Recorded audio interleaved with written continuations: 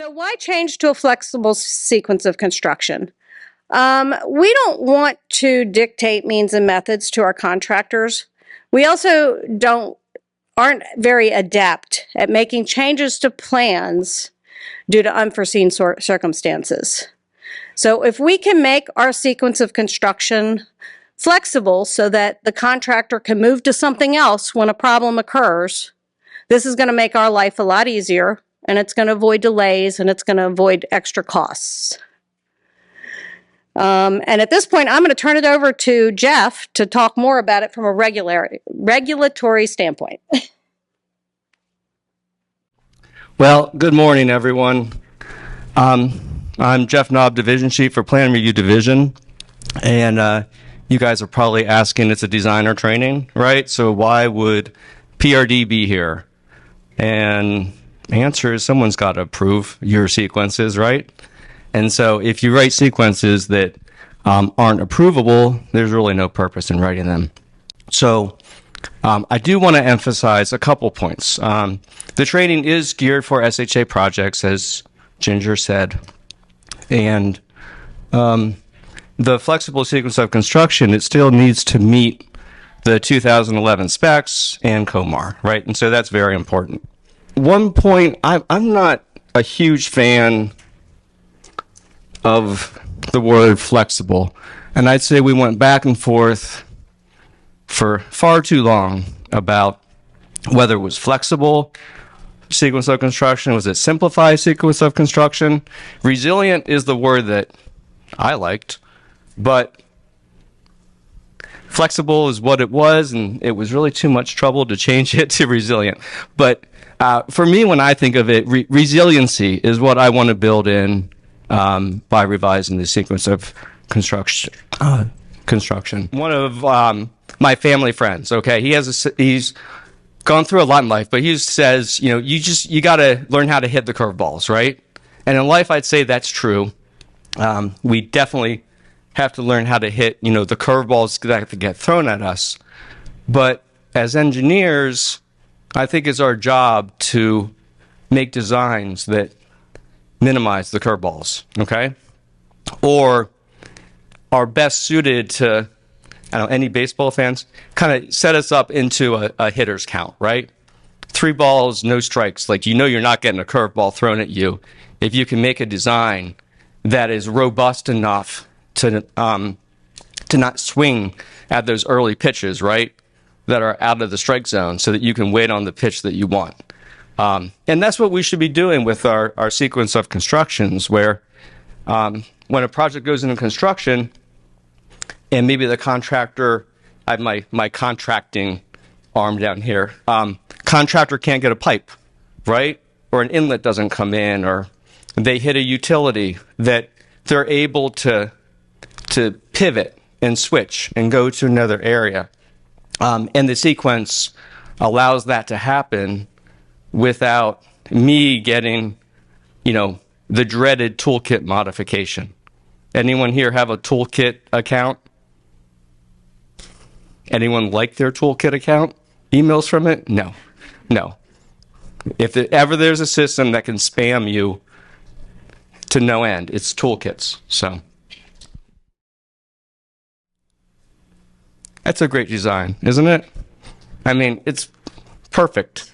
The ATV is not going anywhere at all. Just don't drive anywhere, okay? And sometimes I feel like the sequence of constructions. So I guess my next, since most of you are designers, who is feeling vulnerable and will say that they've gotten your sequence of construction is overly prescriptive and consider revising it. Have you gotten that comment from my group? Thank you. Brave man. Anyone else? Only one? It can't be true. Yeah, a few more, right. So this training is years in the making, and we have Laura, who is maybe still out at the front desk, to thank for the training. But there's been an ongoing effort in order to make the sequences less prescriptive and more flexible. So there's no shame in getting that comment, right? Hopefully you've worked through it and I've signed an approval for you. But we're going for more resilient sequences, and in my opinion, there's an environmental benefit to that. The faster that I can get a project through construction, the less risks there is for that project to experience a big storm event while there's disturbed area there, right? And so that's another area where my regulatory hat is used. And then I also, in PRD, it's a unique position because we see everything that comes through state highway. And we have the MDE regulatory hat. So your sequences do have to meet the regulations and the specs and the minimum criteria. But then we have the state highway hat, where on time and on budget is a big deal. And getting projects out on time and getting them completed on time.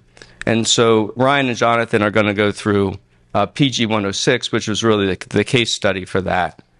And as I recall from a long time MDQI presentation, the contractor thought it was the best thing since sliced bread. So I'm going to transition back to Ginger, but welcome, and I hope you guys learn a lot. All right, so those who don't know me, I'm Ginger Olenese. I'm the Division Chief for Highway Hydraulics Division. Laura passed me this baton sometime last fall, and we've been working on it ever since then. So what are the advantages of a flexible or resilient sequence of construction? Jeff just mentioned a couple of them.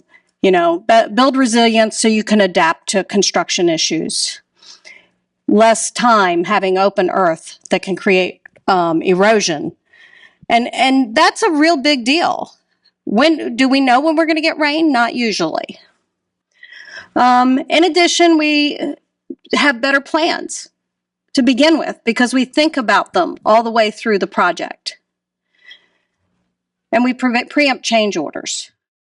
So what's in the sequence of construction? What's required? Well, COMAR says it describes the relationship between sediment control, implementation, and maintenance, and the various stages and phases of construction. Okay. But it also says we have to include some things.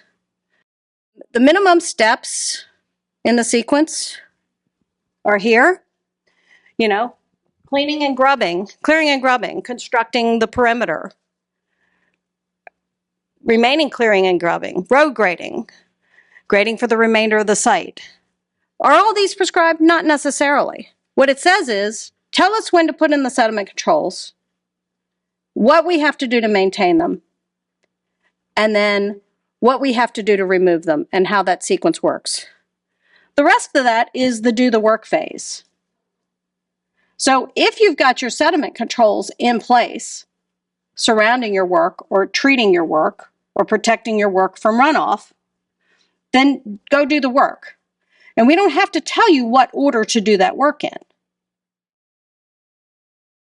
We all know that a construction site's a big mess. We expose a lot of earth. And the longer this is open, the more likely we are to have sediment leave our site. And it leaves our site and it goes along the roads, along the ditches.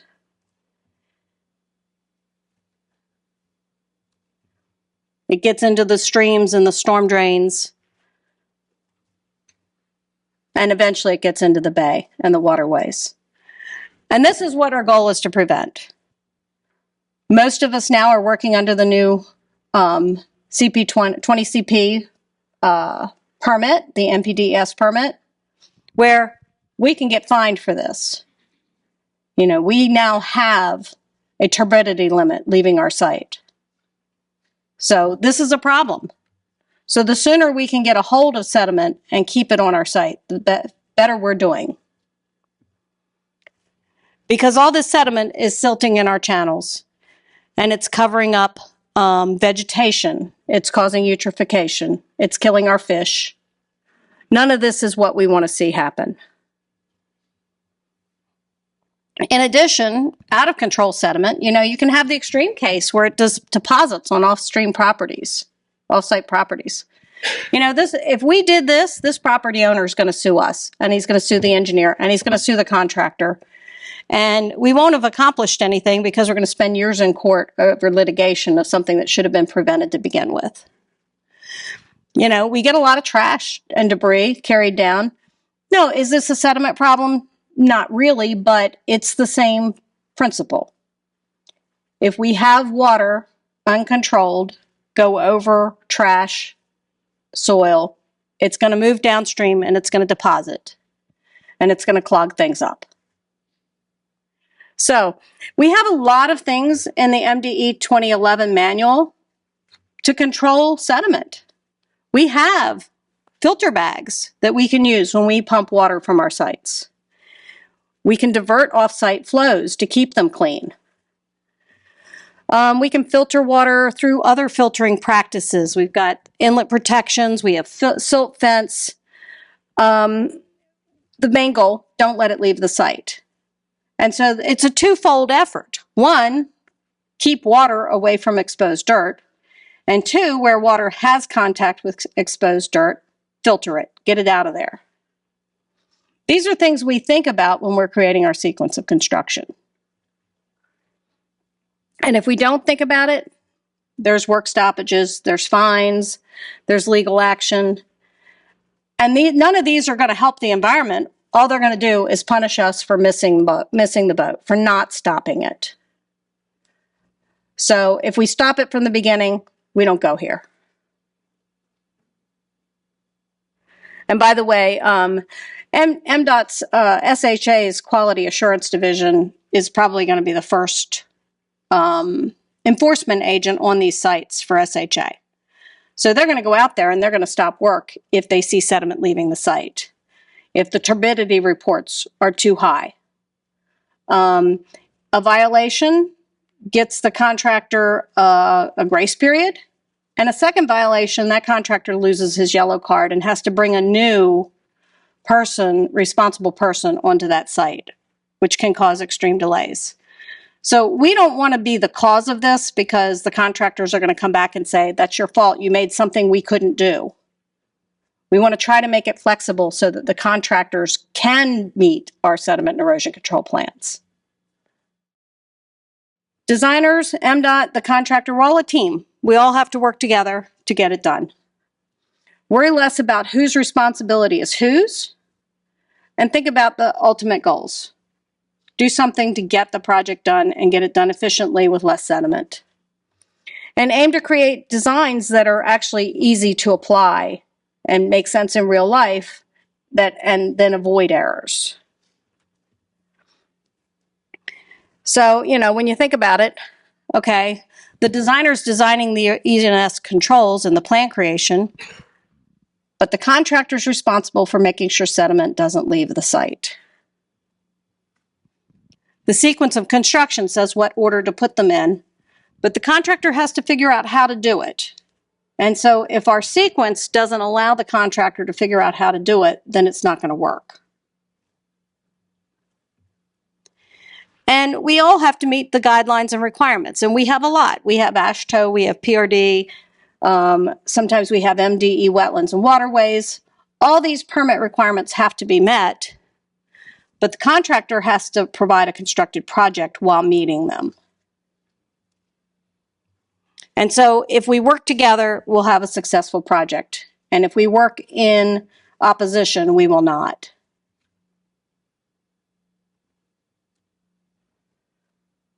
So what's a successful project? Good outcomes. No sediment leaves the site. We have safe work zones, clearly marked. They don't last too long. If we can make it efficient, we have less of these unsafe road stoppages and less constraints on our traffic. We lower the time the earth is exposed and get people moving again.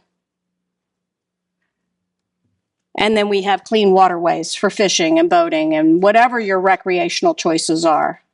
Not to mention that these waterways often feed into our drinking water supply and things like that. Clean water is good for all of us, whether we use it to boat and to fish or whether we're simply drinking it in our homes.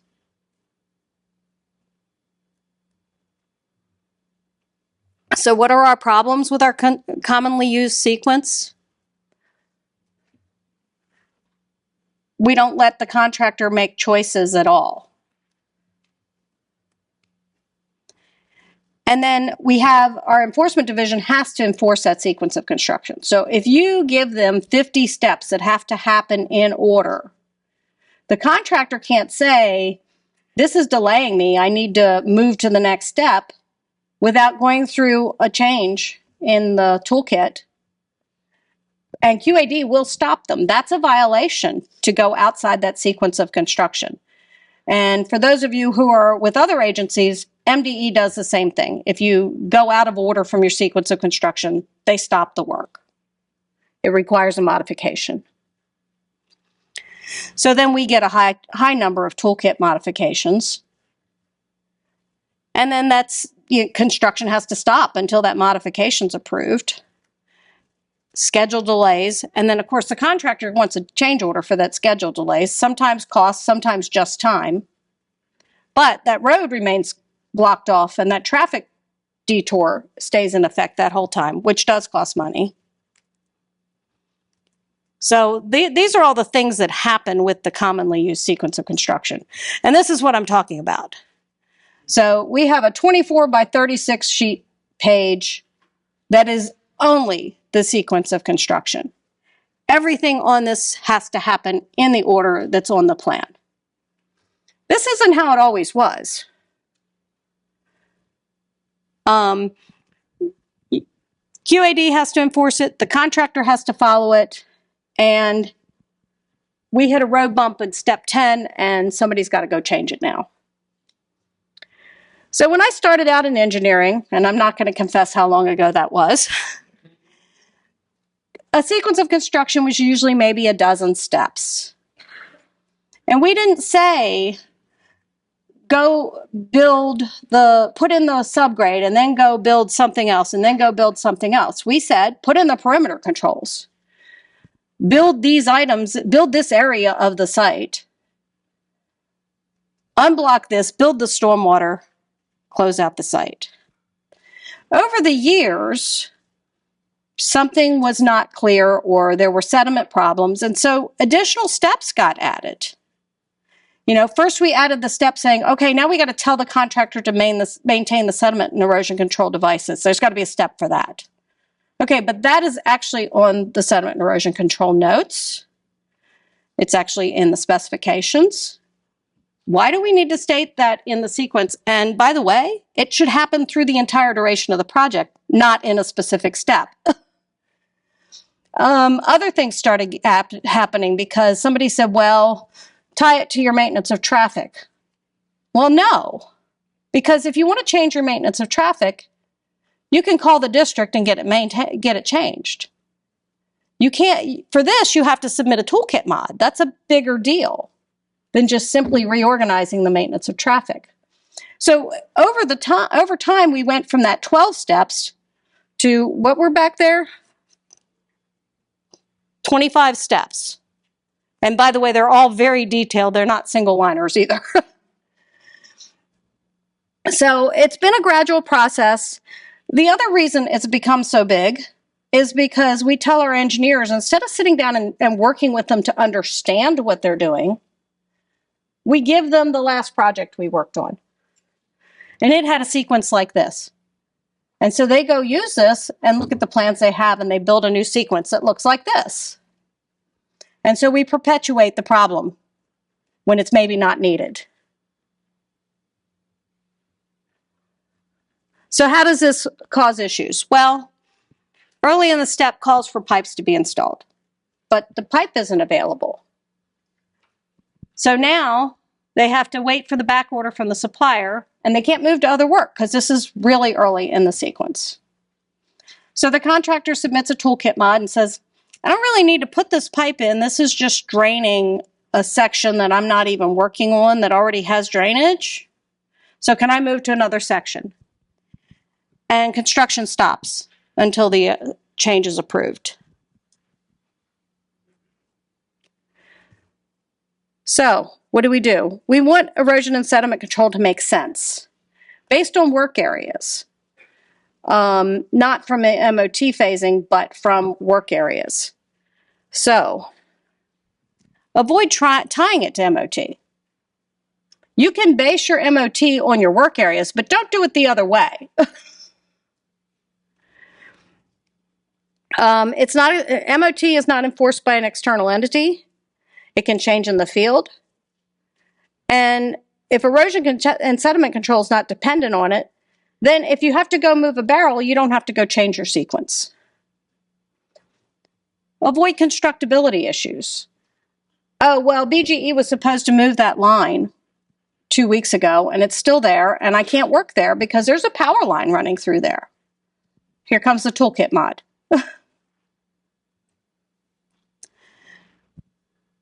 Or the concurrent utility developer working. Well, the utility now needs to get in there, and I had to work in here because this was in my sequence at this stage, and now the utility wants to come in there, but I'm not ready for them. So we can avoid tying those together.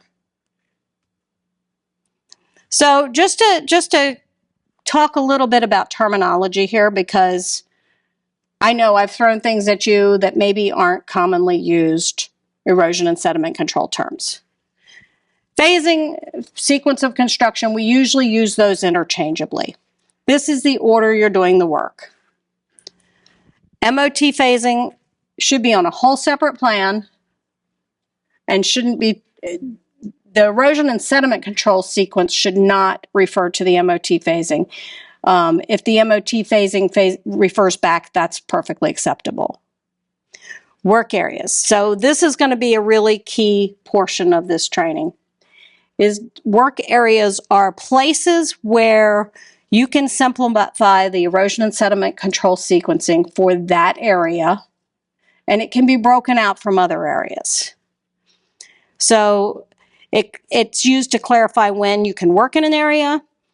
It is easier to identify your work constraints in areas. Areas are designated based on geography and drainage pattern, not necessarily based on maintenance of traffic. And not all projects will require them, but a lot of state highway projects do because we are doing linear projects. And when you're doing a linear project, you're going to cross multiple drainage patterns. Having points of investigation and points of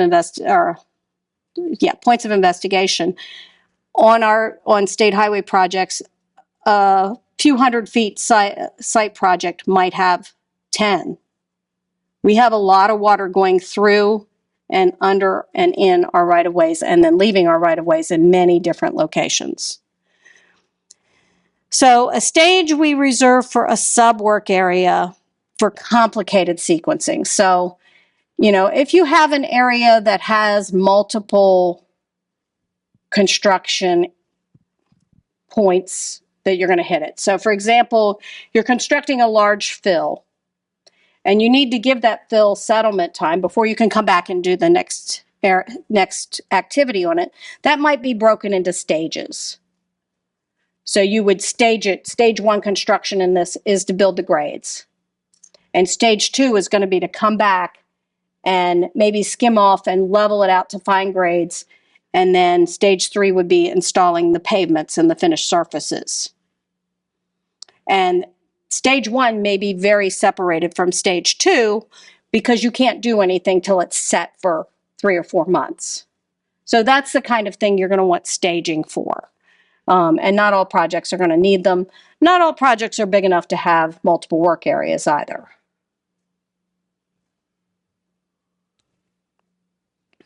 So how do we rethink writing the sequence? We need to break things out so that we let me just stop, take a breath. All right, so we need to rethink how we write our sequence. We want to show things instead of telling things. So instead of writing a lot of notes like this, telling a contractor what to do, show them on the plans what's expected. We want them to work in work areas, define those areas, emphasize constructability when you're thinking about the plans. Give it to somebody to review. Ask a construction expert to look at your LOD and look at your construction sequence. Do they make sense? Use active voice. The contractor shall, okay, just install the sediment control. Contractor shall isn't really needed. It's a lot of words that you've lost them on the second one. Make it so they read it. So instead of having paragraphs for steps, let's have a line or two that says, do this.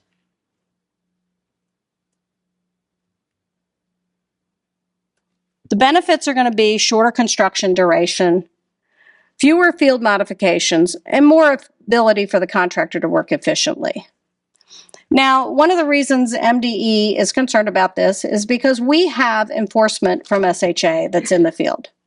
We have a project engineer on site to direct work or to manage work. Maybe not to direct it, because the contractor certainly directs their own crews and we're not dealing with their means and methods, but we are overseeing what they do. And if we see a problem, we have the ability to stop it.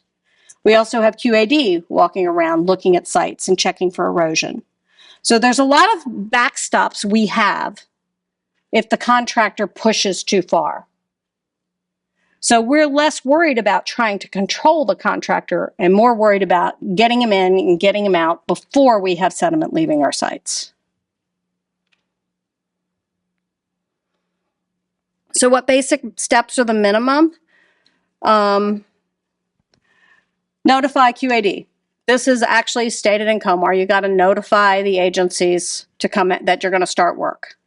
We did talk about removing this step because it's covered in our notes on our plans. But even QAD felt like we still want that notification step. It makes sense. Remind the contractor, do this before you start anything else.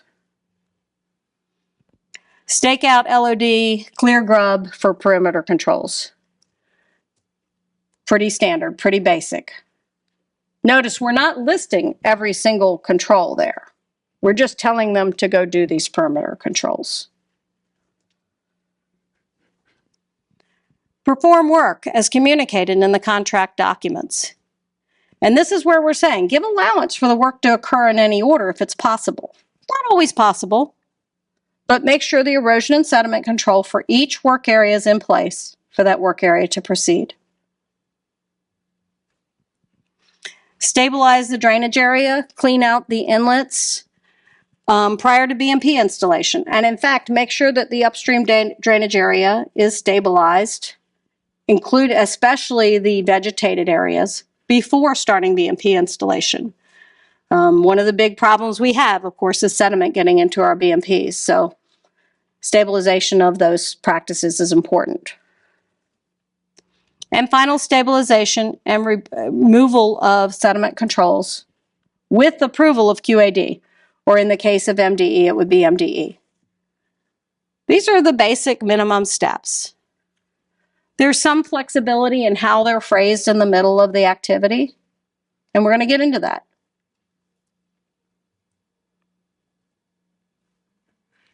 Did it go? There it goes.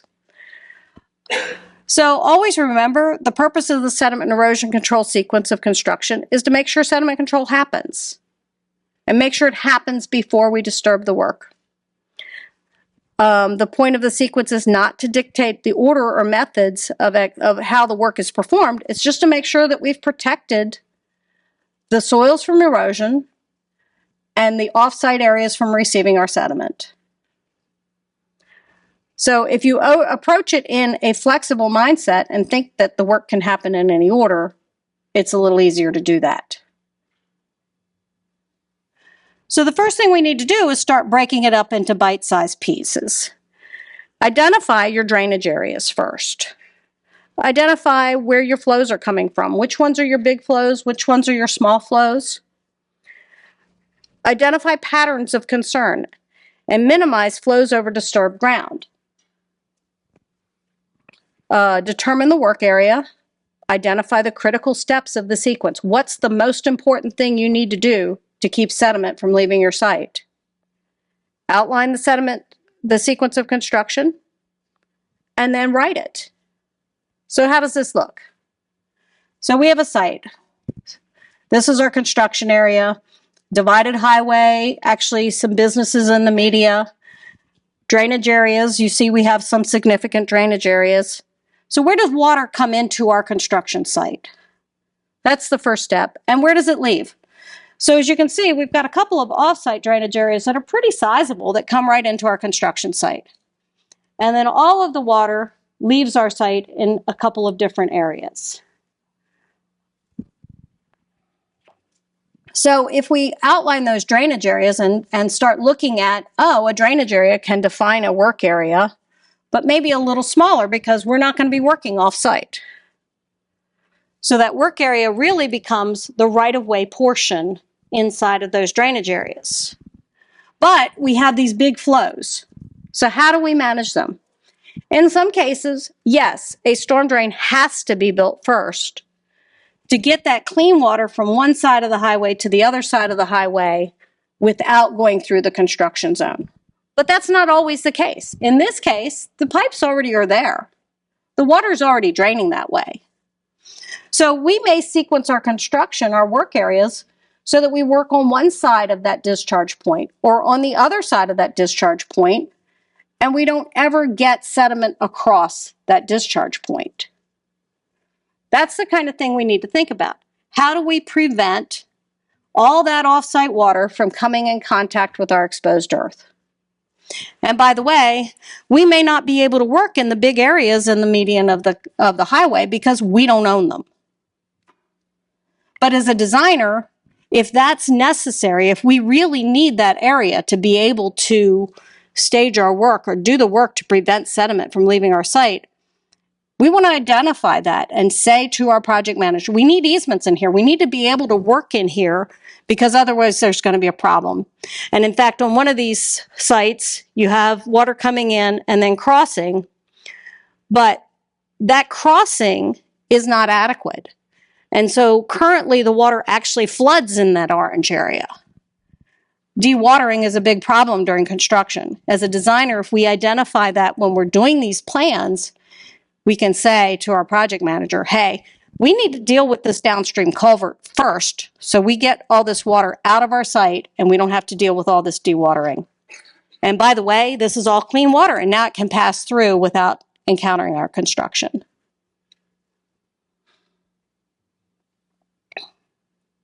And those are the areas that are highlighted where we have these big drainage patterns going through our site. Another such site, this one's on I-70. The work areas are defined based on where we discharge into a stream or channel. All flow actually flows into the stream, and you can see the stream kind of on the left half of that display. But this other section, I guess that's the northeast section, actually has some treatments and enters as point discharge at that first location, right at the upstream end. So we broke that into a separate work area. Get that done and stabilized separately from the other work areas because it enters without going through other work areas. This northwest section goes straight down and almost sheet flows into the stream. So that can be a separate work area because we can control that with super silt fence. And the third work area actually goes down to a big sediment basin before it enters the stream. So each one of these areas has a different drainage pattern, has a different treatment system, and they operate completely independently. You don't need to build one to build the other. All right, so how can we provide more flexibility? So we have a sequence here that has 7 steps. All right, install the stabilized construction entrance if required. Install the perimeter sediment controls. Perform work in work areas. Stabilize all disturbed areas. Install stormwater management practices if you're using them or if they're on this site. Final stabilization, and with QAD permission, remove all the sediment controls. So this is kind of what we're looking to say to our contractors. So if we have a sequence that looks like this, this is items we should consider though when writing it. When we write that sequence of construction, Any activity that changes your drainage pattern, you need to think about, when does it have to happen? If you need to relocate stockpile staging area, that might have to happen in a specific order. It might not. But you need to think about, where are those staging areas and stockpile areas? Installing ESD practices. We've already kind of said it should happen near the end of the project. We really don't want those areas getting silted in. So you might build a sediment basin, and that may stay there until your site is 95% stabilized before you go out there and build that ESD device. Sediment basin construction and removal and conversion. Sheet flow to silt fence that changes due to concentrated flow. And we'll talk about that one particularly later on. Stream and clear water diversions. Well, we've talked about those. When you have clean water, big flows of it entering your site, the best thing you can do is early in your sequence, make sure it never crosses your construction area. Temporary blockages. This is something that MDE likes to see in a sequence of construction. We think this should be shown on the plans. Transitioning from overland flow to storm drain system control. Again, this is something we do on the plans. We don't necessarily want this in the sequence of construction. Flushing the storm drain system. We do like to have that in the sequence, and we want that to happen before we install our ESD practices. But is the sequence the place to put it, or do we say on the plans, flush the storm drain system before connecting it? And zones of perimeter controls when these shift. So we talked a little bit earlier about staging of construction. When you have a complicated project and you may have to move silt fence for another stage. So these kinds of things need to be in a sequence, but does it need to be in a big massive sequence? Or can it be in a small work area sequence? So I'm going to pause it here, take any questions anybody has, and we'll take a break. And now that the break is over, I'm actually going to turn the microphone over to Ryan Dorn and Jonathan Brown, and they're going to actually talk about a specific example where SHA tested these practices out and talk about what happened with that construction project. So Ryan and Jonathan. So brief introduction. So I'm Jonathan Brown. I'm an area engineer in District 3 construction. And I'm Ryan Dorn. I'm also in District 3 construction. You've heard a lot, about flexible sequence of construction, how great it is. And so, we're going to give you the real world example of what we experience in the field, actually, putting this to work. Okay. So contract PG 106 was one of the first projects to undergo the flexible sequence approach back in 2019 through a collaboration between PRD, HHD, QAD, which is our quality assurance division, and District 3 construction. And last but not least, and one of the most important pieces, the design team. And as you know, they produced a sequence which provided flexibility, but still ensured that erosion and sediment controls were maintained. Now, just from a show of hands, are there any designers that actually worked on this pilot project back in 2019? If you can just raise your hand, I'm kind of curious. No? Okay. All right. So if we say something that's not true, no one can fact check us. So, all right. So the project is located in Beltsville. It consisted of 1.35 miles of urban intersection improvements along Powder Mill Road. Proposed improvements included mill and overlay, concrete curb and gutter, ADA compatible sidewalks, drainage improvements, and stormwater management facilities. I think I can probably slide this up, but yeah, good. As you can see from the aerial and the street view, the project is located along a developed urban corridor. There were a number of utility conflicts / relocations required as part of the project scope, including concurrent utility work to be relocated. There was a work to be relocated by Verizon, which was an overhead utility poles, as well as a water main relocation within the project limits. And one thing that I'm seeing more from, you know, an SHA standpoint is a lot of our projects nowadays are more like reconstruction, widening. You don't have too many of these new highways being constructed from point A to point B. So, you know, you see a lot of the same day stabilization. So I think with this flexible sequence, it does make a lot of sense for these type of projects we're seeing now. I just wanted to add in, I guess, just to give you guys some project facts for this. So our average E&S rating for this project was an A. Our total modification request through the toolkit was 31.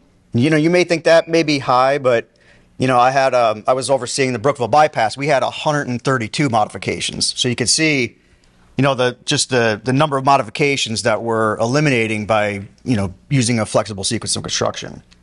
And the other fact I wanted to point out is there was no non-compliances on this job. A lot of jobs, you know, contractor works out a sequence. That's an automatic non-compliance. This job didn't have any non-compliances. Just a couple facts that you guys, you know, could think about when we're going through the rest of the slides. Yep.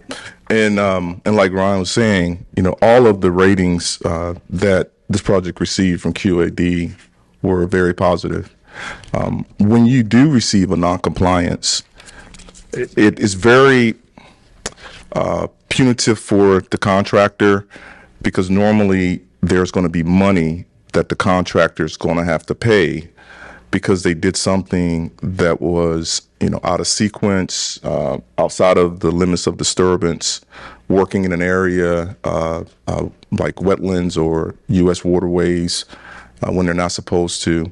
So, you know, you really want to minimize the possibility of that happening when you do have a conscientious, good contractor who wants to do a great job and follow the contract documents. So the original sequence was very long and prescriptive, requiring the contractor to construct the project in a very specific order. There were a number of Verizon utility pole relocations that were supposed to be relocated before SHA contractor, but those relocations were behind schedule, creating potential delays with the original sequence of construction for this contract. Now, a lot of times what I've seen, and I'm finishing up US 1 at College Park, which had its ribbon cutting last weekend, is when utilities are in play, they create those, like Jeff was saying, you know, when you have a plan, you're going to get up a certain time, and then you encounter a utility that you didn't know was there, or that you knew was there, but you thought it was at a different elevation. It throws a wrench into all things. So with this project, the utilities were not relocated beforehand. Some of the utilities were actually being relocated concurrently. And that is not a best management practice for when you're doing construction management. So the flexible sequence of construction approach makes the sequence of construction clear, concise, and as flexible as possible for a contractor given the specific job constraints. And like I was stating before, you know, there was collaboration between the parties. So there was a brainstorm session between SHA, Highway Hydraulics, PRD, District 3 Construction, and OOC to review the project overall and determine which work areas can be completed with QAD approval to complete as much work as possible without waiting for the Verizon utility pole relocations. Special attention was paid to work areas where work could happen concurrently, which of course is at the same time, versus work that was required to be completed within a specific order. Okay. Ultimately, by incorporating all these common sense changes, we can get from here, and this was the original sequence, and as you can see, it was very prescriptive. Even as as a designer, when I see this, it gives me anxiety. This is what they started with before they decided to pilot the flexible sequence of construction for this project.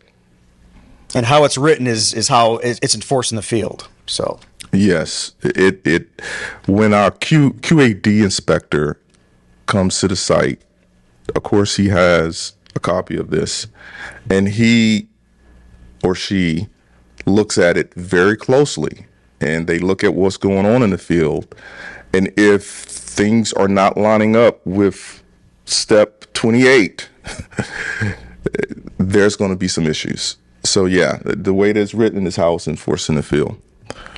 Let's see here. So they went from that ginormous, vocabulary word salad to something that was a lot more simple and straightforward. Like 7 steps, I believe, right? Yeah, I think it's like 7 steps. I know you can't read that, but it just shows you the reduction of steps. All right. Now, let's see here. So this slide shows the original sequence of construction prior to simplification. The original sequence of construction consisted of 2 phases. Phase 1 consisted of 12 steps, and Phase 2 consisted of 11 steps. In Phase 1, the contractor would have had to start on the eastbound of Maryland 212A at Pine Street and perform the work sequentially to U.S. Route 1. The contractor would have had to install the ENS perimeter controls, then install storm drain pipe inlets specifically as called out in the sequence. Then they would construct the curb and the gutter and the sidewalk and stabilize the area before moving to the next section. In Phase 2, the contractor would have had to start on the westbound side of Maryland 212A at Pine Street and perform the work sequentially to US 1. Similarly to Phase 1, the contractor would have had to install erosion sediment controls, perimeter controls, storm drain pipe and inlet specifically as called out in the sequence, then construct the concrete curb and gutter, and then stabilize the area before moving on to the next section. So just all that is to say that Phase 1 was the lower part of Powder Mill 212A, get that done, and then move to the top lane of 212A. So we did one side of the road first, flip over, and then do the other side of the road. And you're building it in sections too, as you move along, small sections of work area. Okay. So this slide here shows steps 3 and 4 of the original sequence of construction prior to simplification.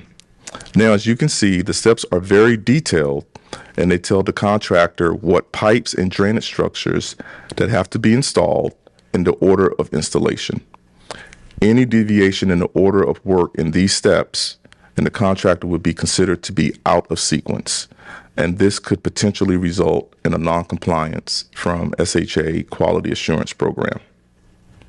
And again, that's what we want to avoid, because no one wins in that situation. Just a side note, when I think more about like what the sequence of construction is, I even think, and this is just cutting edge thinking for me, you're just sitting there, thinking about engineering and how to make the world better. I'm like, why is it the sequence of construction? Maybe it should be changed to the sequence of erosion and sediment control. Let that simmer for a bit. I'm not trying to completely, and look, Jeff's over there sweating. He was like, look, man, I went from flexible to resilient, and then you're trying to make it a totally different title. So sorry, Jeff, I know it takes baby steps. So this slide shows the flexible sequence of construction as advertised. And if you compare that to what I just showed you originally, you're talking 11 and 12 steps for each phase, and you're basically taking that down to 7 steps for both phases of construction. So like you said, Ryan, we went from, 23 steps, including both phases, to all the way down to 7 steps for this pilot project. All right. Now, this is just a blow up of the simplified sequence of construction. You can see that it was 7 steps, and those steps focused strictly on erosion and sediment control and did not dictate to the contractor how the project was to be built. How this worked was basically once the E&S controls were installed to wherever the contractor wanted to work, which again, that goes along with the whole work area concept. The contractor could perform that work. This sequence allowed for the work in each area to be performed concurrently in any order, and the E&S plans did not change. So just let's think about that for just for a minute. So originally, this project was done the prescriptive way. Then it was decided to include it as a pilot project using the flexible sequence of construction. So you would think that by changing it from a prescriptive sequence to a flexible sequence, you would basically have to redesign and reanalyze everything dealing with erosion sediment control. That's not the case. The only thing that had to change was the sequence. The plan stayed the same. You still had the same diversion fence located where it needed to be. You still had the same inlet protection located where it was shown originally. The only thing that had to be modified was the page that indicated the sequence of construction. Yeah, one plan sheet. That's it. Yep. I'm just in curiosity. So for Maryland 4, are you guys doing flexible sequence on that one, Ryan? So I don't think it's really considered a flexible sequence. I don't think it was designed that way, but it is flexible because it groups phases together, and it says that, and some of the key words that we like to see in construction would be, concurrent work, simultaneous. So Maryland 4, which is a very large interchange project, which is under construction now, like I said, it's not, I don't know if it was necessarily designed as flexible, but it's all, the sequence is only one sheet. So this large of a job, I mean, on a normal job, I would expect that to be maybe 10 pages of sequence. Right. It's only one sheet. You guys hear that? On a normal job, he said 10 pages of sequence. And Ryan's been doing this a long time. I know he looks young, but he's been in the game a long time. And I've been on the design side, so I know where you guys are coming from. I was in HHD for a long time and, reviewing plans and working with MDE to get permits and whatnot. So I've seen it all. But like I said, with Maryland 4, there's a general note that was added on the sheets, and it basically says that any phases that are grouped together, we could work in any order in any phase. So, like I said, concurrent, simultaneous, those words go a long way in construction when that's on the plan. Yeah, and what I'm seeing sometimes too is when you have that is really, an ace in your hands of cards, because when you do come across those contractors who have really low bid the project, knowing that they can't construct it for that price, they're looking for an opportunity to leverage anything they can find. And they're just hoping that they're going to hit something or see something that they can say, wait, there's a change here. We're going to have to go back to the table and negotiate a change order. So when, as a designer, we provide that flexibility, we actually are doing something to save the state and the taxpayers money, because we're giving the contractor something that allows them to continue to construct the project. And I like to, and when I'm talking to my team, my project engineers, I always tell them, part of our job as construction managers is to keep the train moving. Do not allow this train to stop. Once we give them notice to proceed to start the project, under no circumstance do we stop the contractor unless there's something dealing with safety. Other than that, we make it work, we figure it out, because the best thing for a project is to be done on schedule, within the contract documents, and of high quality. Those are the 3 things we're constantly balancing as construction managers. So having something that says, you can work concurrently in your work areas as long as the perimeter controls are installed, that's a game changer for us.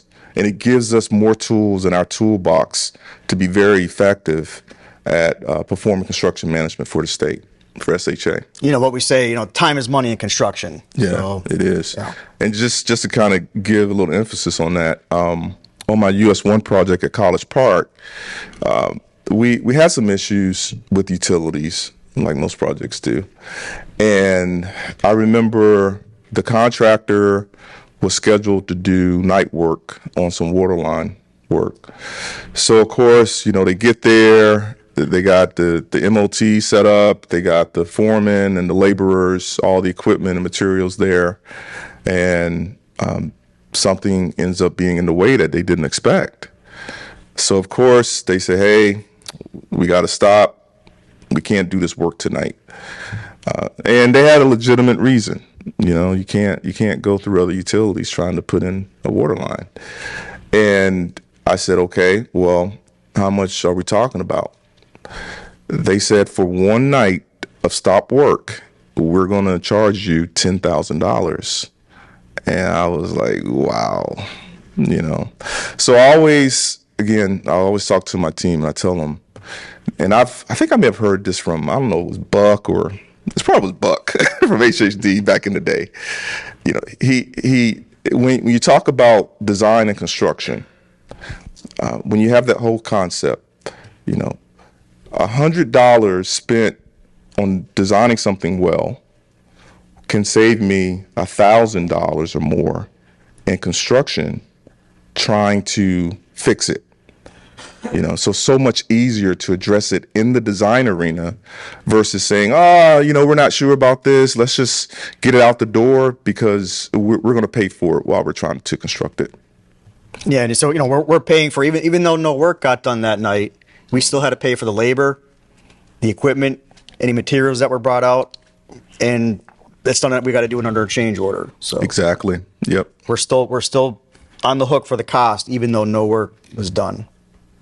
All right, so let's see here. So this slide shows you the original sequence of construction, and it required the contractor to start at Pond Street and make their way east on the project.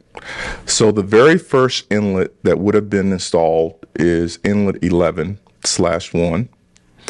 Now, inlet 12/1 is the second inlet that needed to be installed. Now, going back to that inlet 11/1, so it's the first one here located at that corner, and basically about 20 feet of pipe needed to be installed per the first construction sequence.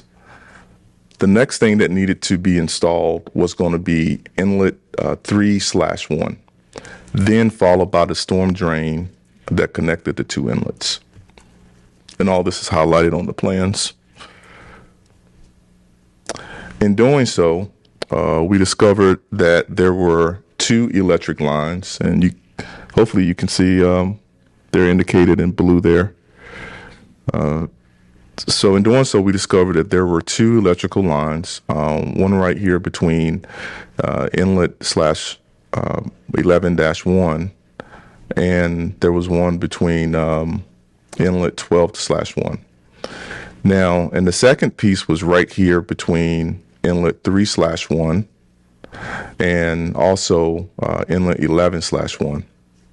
Now, in order to do any of this work, as you can see in this blow up of all these electrical lines, the red lines are the existing utility lines, and they were in the way of running, and they were running parallel. They were supposed to have been lowered to 8 feet, but the electrical contractor decided to put them at 2.5 feet deep.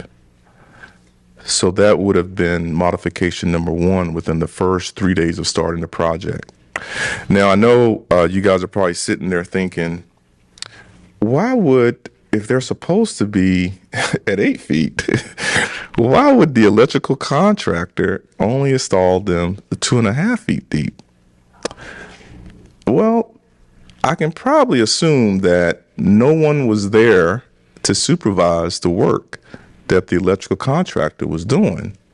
And they figured that as long as they get this thing moved and put in and move on to the next work assignment, they're golden. And that's why it's very important to make sure that we're inspecting and monitoring the work that our contractors are performing.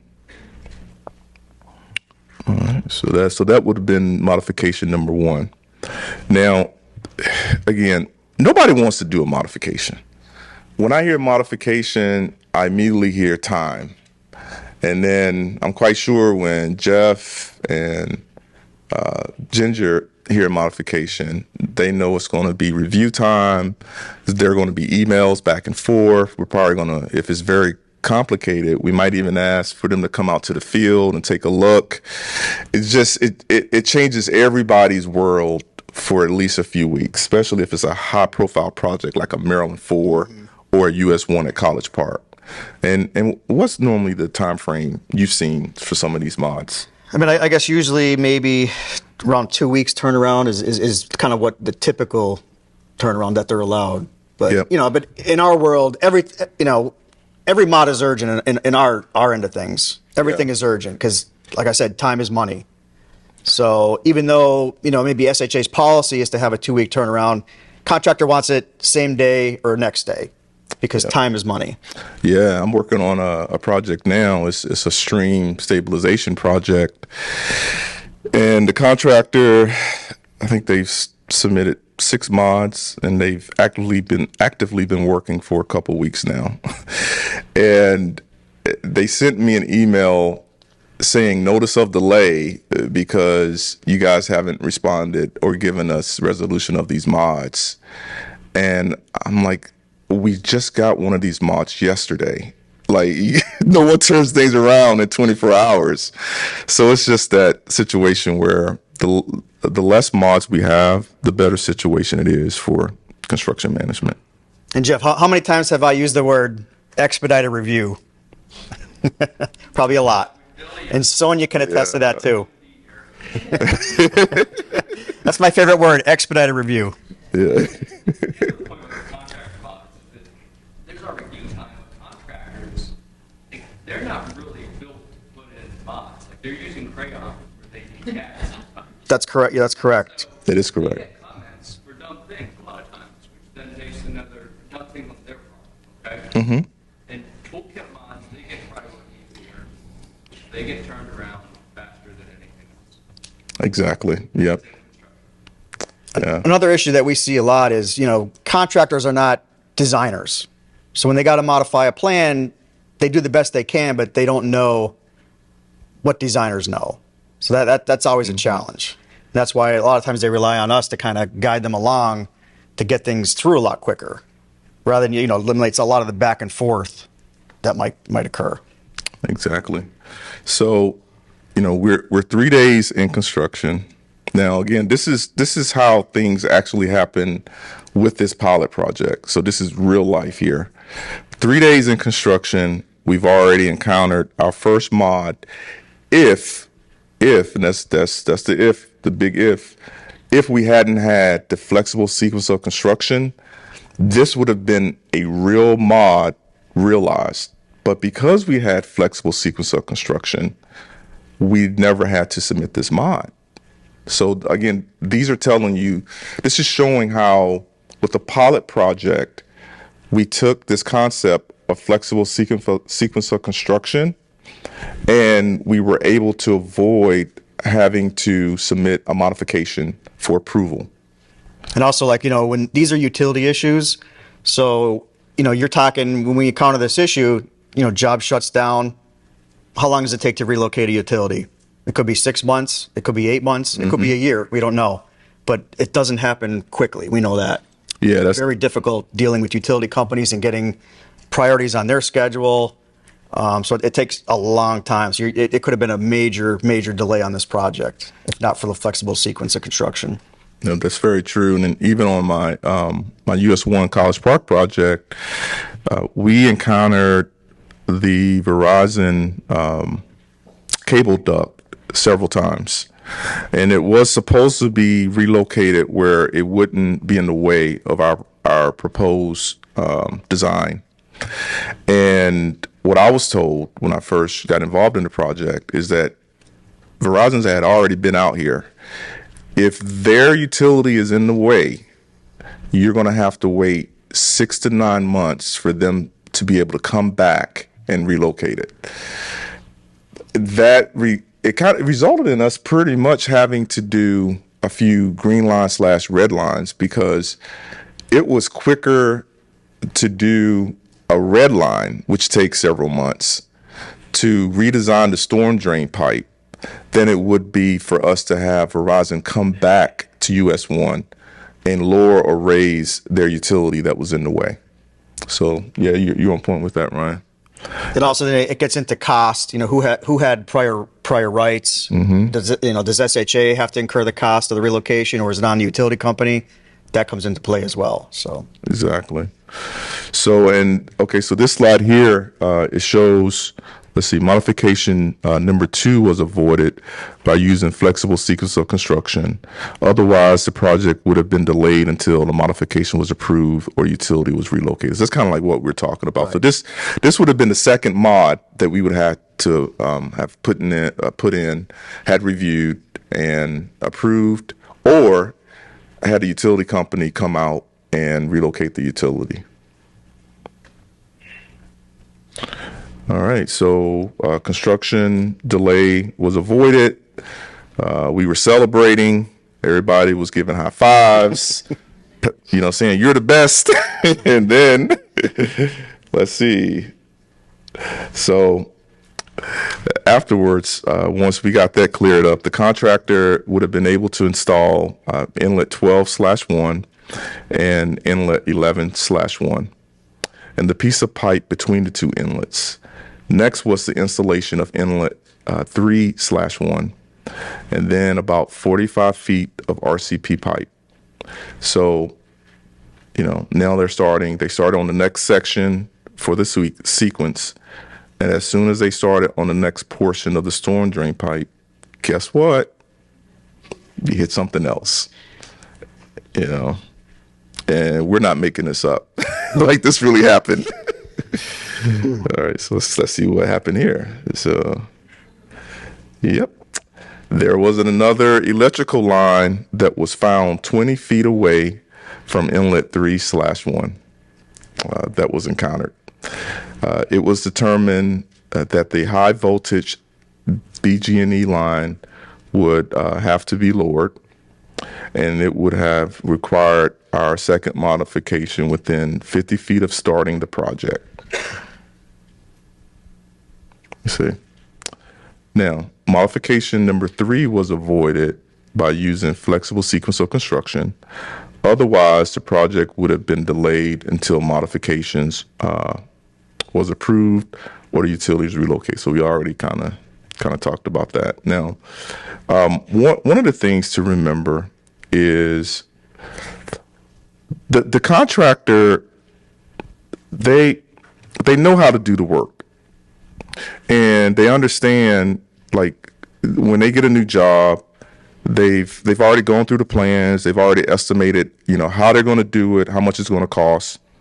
And we do need to provide a sequence. Like, I'm not saying just allow the contractor to figure everything out, because if you allow that, that's not, trust me, I've been working in construction for 4 years now. That's not a good plan, because they need, it's kind of like when you're bowling and you're a new bowler, and what they call those bumpers. Yeah, the bumpers. Yeah, you have to give the contracting community those bumpers to keep them from making a mess, and to keep them from allowing these projects to linger on and cost way more than it should. It's just that when we create this flexible sequence, it needs to have the required items in it so that they have that bumper rail set up, so that when they roll the ball, it may hit the right bumper, go back to the left, but it's going to knock down the pins. And that's kind of how I visualize it. Like, when I think about engineering, I'm very visual. So I think about the flexible sequence as being those bumper rails that are up, and it allows the contractor to do their work as long as they install, their perimeter controls within their work areas. And when I was a young designer, the way that ENS made sense for me was always thought about keep the clean water clean and treat the dirty water properly before you release it. You know, that to me, I know we had to take calculus and thermodynamics, but for me, that was the most simplest thing I could think of. And when I think about a flexible sequence, we're basically telling the contractor, and on this project here, we were like, as long as your perimeter controls have been installed properly, and you know, you can come in here, you can work concurrently, as long as you got the necessary control set up. And I'm like, man, it took us these many years to get to that. Like, it just, to me, it seems very intuitive that we could have, well, and Ginger, from your presentation, you showed back in the day, that's kind of what it was. You know, you had 7 steps or whatever steps, you did the project, but I know what happened. I know what happened, guys. You had probably a couple contractors who messed up the situation for all contractors in Maryland. It happens all the time. When I worked for the railroad many years ago, they always said that this huge code book, all of these rules are written in blood. It's because somebody got hurt or there was an accident. So once it happened, they had to go back and create a code or a rule for it. But I'm thinking we can't take away common sense just to correct something that shouldn't have happened. We still have to use flexible sequence of construction for these projects where it makes sense to do so. Now, you may have some projects where you really have to be more prescriptive. And as a designer, don't be afraid to do that. But I do think, rule of thumb, the flexible sequence of construction, hopefully, is the first tool you reach for in your tool bag. And being more prescriptive is the second tool you have to reach for. And I think it could even be a combination too. You know what I mean? It could be flexible, but you may have certain items in a phase that need to be prescriptive, and you could do that. You could definitely do that. Yeah, definitely. But so it could be a mix. Yeah. We're just looking for as much flexibility as possible to make our jobs easier. Yeah. So, Ryan and I, we've talked to the construction project engineer about this project, and just wanted to give you, his testimony on it. So basically, he stated that using the flexible sequence of construction approach saved approximately 2 years off the construction schedule if it would have been a prescriptive sequence of construction. He said the traditional approach would have put the entire project on hold during these RFIs and created a delay during the utility relocation. But he said because the contractor was able to work on other areas while these RFIs were resolved, sequence of construction allowed for those delays not to be realized.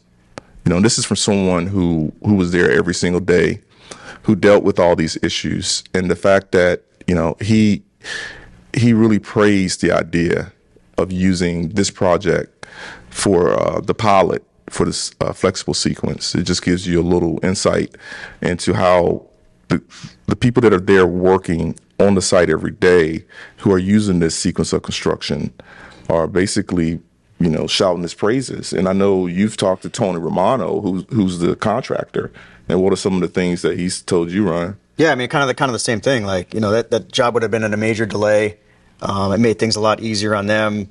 Not having to deal with time issues of overruns. It could have been, depending on what the reason why the utility conflict happened, it could have been something that we would have had to front money for, or it could have been like, we call that a compensable time extension, or it could have been a non-compensable where, it's just an extension of time. There's no cost associated to that. I'm seeing here. So it's now the fact that, like, I guess, having he never got any non-compliances, so there was never any kind of D or F, penalties. All his average rating was an A. So yeah, definitely benefited the contractor as well. Yeah, and I think the horse is out of the barn. Like the contractors are hearing the success of this project, and they don't want SHA to go back. They want to see more of this type of design put into future projects. And I'm hoping that that's something that, you guys can do for us in construction management. Yes. Yep. So the question was, like, at the very beginning where we say install a stabilized construction entrance. Let's say that the contractor for some reason can't do that. Then the whole idea about having this flexible sequence that follows these 7 steps, what would be the consequence of that? Like, how would that be resolved? Is that the correct question? Okay, awesome. Given the flexible sequence of construction. Yeah, after their wording or something, or how would we be able to help? Okay. So how we handle that in the field is if there is a change, it may not necessarily be a modification per se, but we got to get QAD involved. As long as if it's within the LOD, we need to shift it to certain locations. It could be what we call, it's called a QA concurrence. So there's certain levels that people can approve. Like we have an REC who's out there, and he's kind of our field level person. He's got certain authority. If you're talking, shifting by a couple feet, he could approve it. If anything beyond that would go, to his team leader, but it would stay at more of a field level. That's a lot easier and quicker to get addressed than having to submit a mod in the toolkit. Are there any other questions?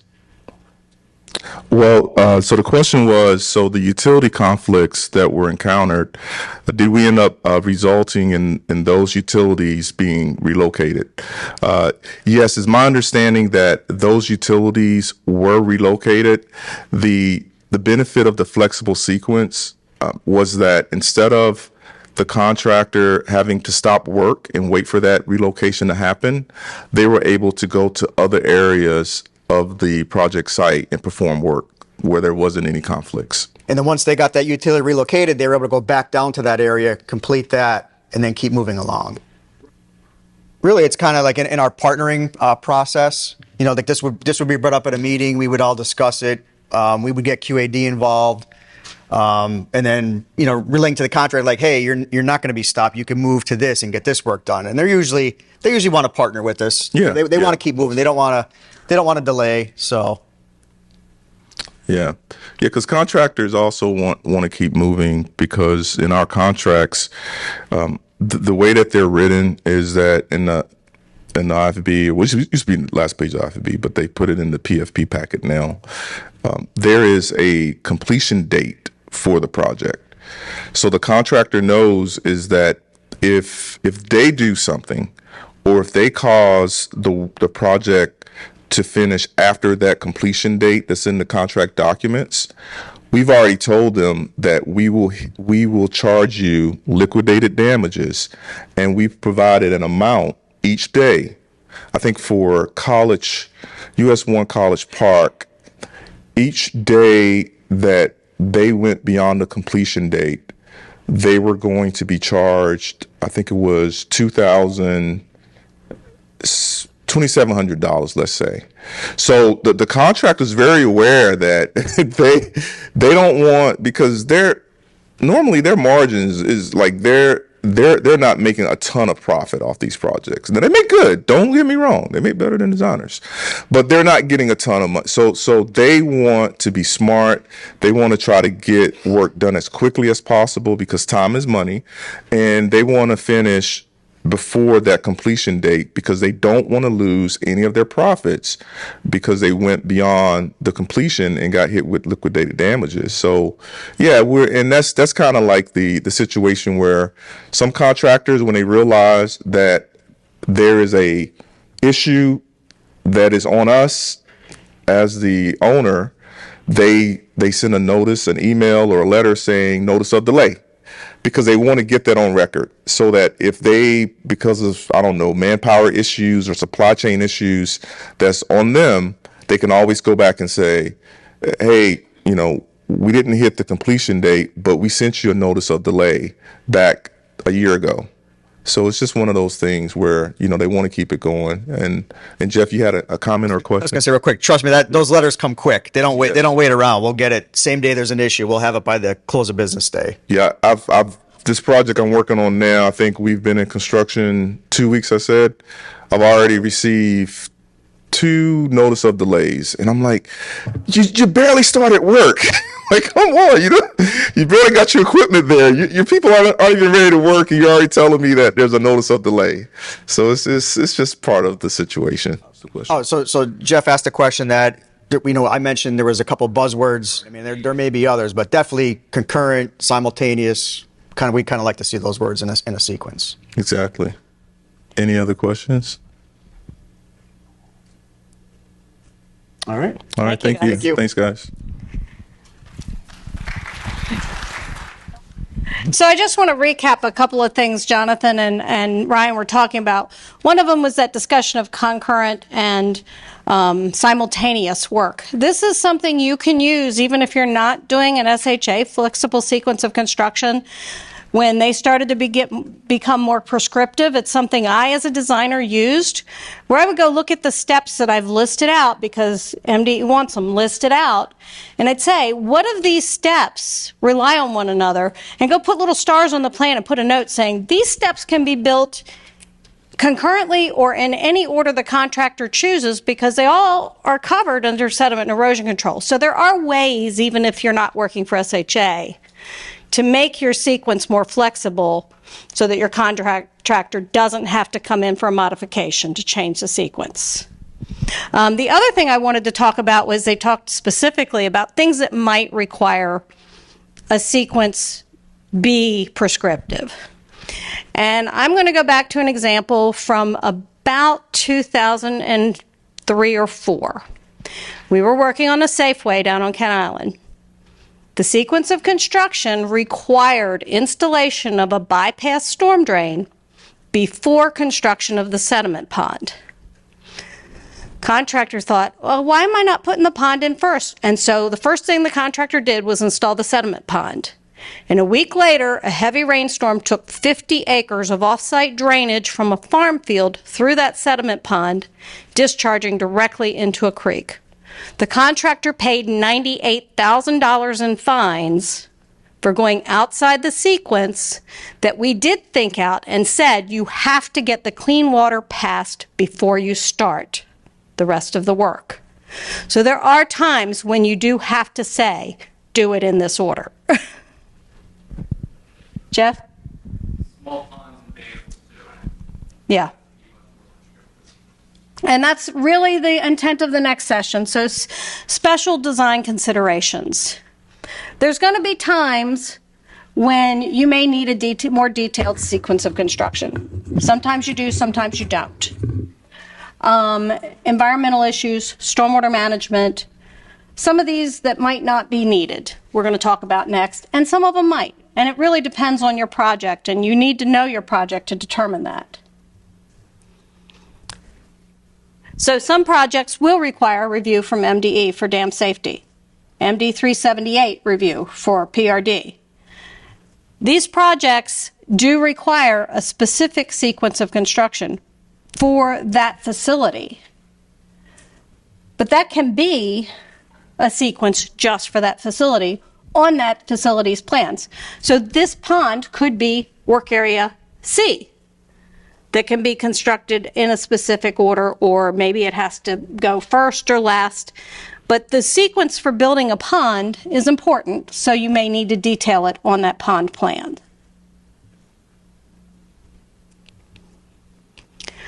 Tier 2 watersheds. You know, we've got a lot of concerns about Tier 2 watersheds. At SHA, we cover those by a general note number 10 on our general note sheet. There are additional requirements. You have to maximize accelerated stabilization techniques. So if you're stabilizing, and normally you would wait till 2 weeks, you've worked in an area for 2 weeks and now you're going to stabilize it. We may say you have to stabilize all your work areas every single day, because this is a high quality watershed and we are trying to prevent sediment from injuring those waterways. They also get an anti-degradation checklist that gets approved by MDE. There's a full Tier 2 review, and MDE may have special requirements for these Tier 2 waterways. We have to show the boundaries on the plans. Call attention to the fact that this is a sensitive waterway. And we decide on the accelerated stabilization on case-by-case basis, but it may even include things like a temporary stabilization at the end of every day. Cover up your work areas in case it rains, or if it's going to rain, cover it up. But those aren't in the sequence. Those are actually on the plans.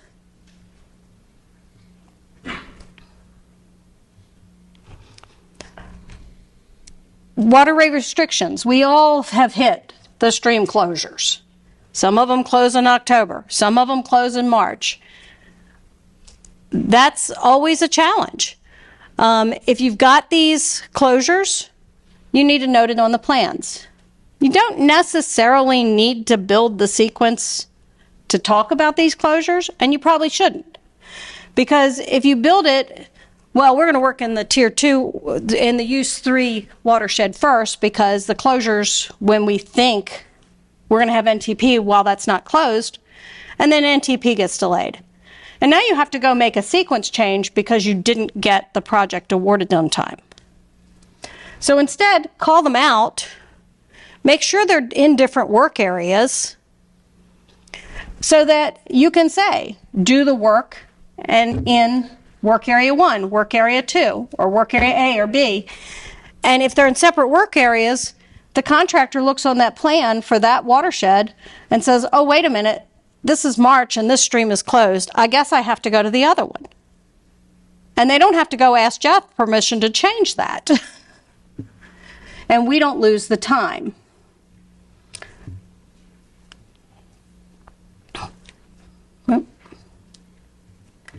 So again, we don't need to put this in the sequence of construction. Another issue is just wetlands and waterways. We do a lot of wetlands and waterways work. These are covered by General Note number 9 on an SHA plan. Again, there are additional requirements. We have 11 standard notes from MDE. They're on MDE's website. They show up on our plans. If there are wetlands and waterways on our plans, they're going to be there. And those notes specify what you have to do and when you can do it. And we don't need to include this information in the sequence of construction. And by the way, it's a lot easier for the contractor to associate it with the proper area because that note's going to show up near those wetlands on the plan so they can see exactly what the notes refer to.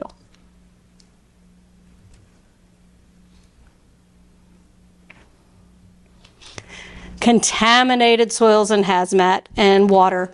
First of all, we need to know that there's a possibility when we're doing our designs. We need to plan for this. But we also have an OMT, a materials technology has already created a specification for SHA that's standard of what to do with these materials. They have the additional requirements of remove and dispose of contaminated soils and groundwater encountered during excavation, and we put the stations. This is because we should know this information ahead of time as designers. But the standard specification is there. Hopefully during our due diligence, we're going to take care of this, and it's not going to be in the sequence of construction. However, if we don't find it and it ends up in construction, that is going to be something that comes through as a modification because these things need to be taken care of. So research is always worth a lot.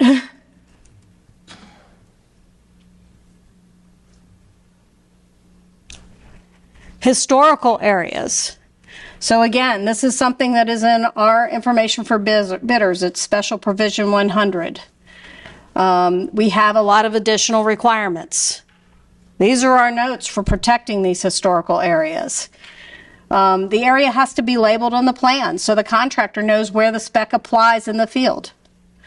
The note should direct the contractor to the specifications and tell him who to call. If all this is done, there's not a reason to put that in the sequence because that's associated with that area. When the contractor's ready to work in that area, they make the call.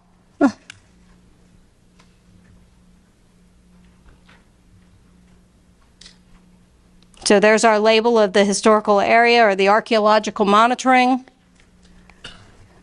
And we did not put that separately in the sequence because this area should be inside of a work area that already has sediment controls in place. High groundwater and dewatering. Many of us here work in stormwater, and this is a big issue. You know, you have high groundwater. Well, we have standard state highway specifications. 316 spec covers groundwater and dewatering. We also require that if our borings hit visible groundwater, that we add this note to the plans. The problem I see with adding dewatering to the sequence of construction is it should be occurring the entire life of the project. It doesn't just occur in step 1 or step 5. It occurs whenever the groundwater is where the contractor is working. They have to get the water out to be able to work efficiently. So by putting it in the sequence of construction, we're implying that it's a very limited activity when really it's something they may have to do for the entire life of the contract.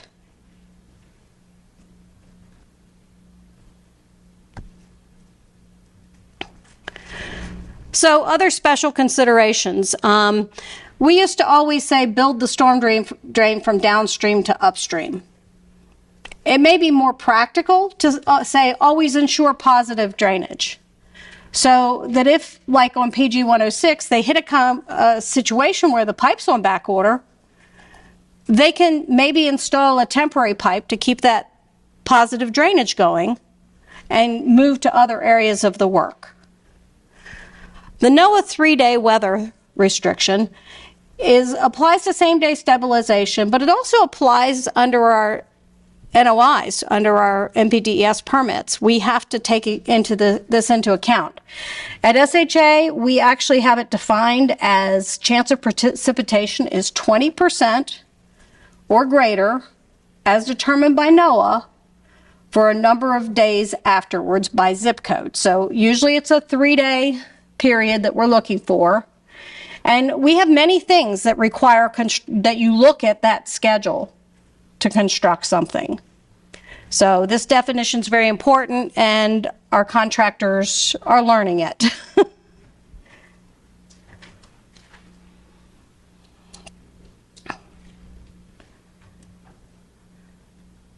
right, so the last little section we want to talk about before lunch is stabilization.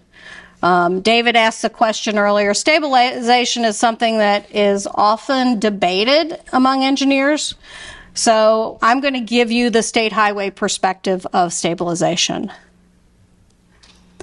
So it relates to the sequence of construction because we often have steps that say install stabilization.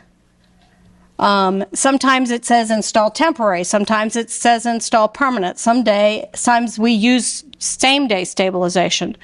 But all of these terms have specific meanings, so we kind of want to go through those a little bit. So temporary stabilization is intended for something that's not going to be there a long time. It is actually limited to 6 months of duration. And we encourage that it only be used for areas that may be staged. So your really complex sequence of construction or site where you have to build something and then go build something else and then come back. So like we talked earlier about the ground that had to settle for a while. You would want temporary stabilization on that because it's going to sit there for a while. But it can't sit longer than 6 months or you're going to go to permanent. So if you're not going to be working in an area for 2 weeks, but less than 6 months, temporary stabilization's the game. It's covered under our Category 700 landscaping. And it cannot, there we go, it can't be in place longer than 6 months. This includes incremental stabilization and temporary stabilization. So you've got your big open ground and you're working really hard. And you've achieved a certain level of grades, and now you need to move on to something else. So you come in and you put down some temporary straw and seeding to hold that ground stable, to establish some vegetation while you're working in other areas before you come back and finish this. Or you're building a slope and it's not ready to be stabilized because there's other work that needs to happen on that slope. And in this case, you have to use something like an erosion control blanket to keep that slope from eroding, as well as your vegetation. And you may very well, this one actually has sediment controls in the channel below, but you don't want to overwhelm them with sediment from the slope that you're not really working on right now. You got to come back to it. So this is where you put in that temporary stabilization. Permanent stabilization is defined as the final vegetated condition. This is landscaping, this is grass, this is sod. The critical thing here is this is final. It is not expected to be disturbed again.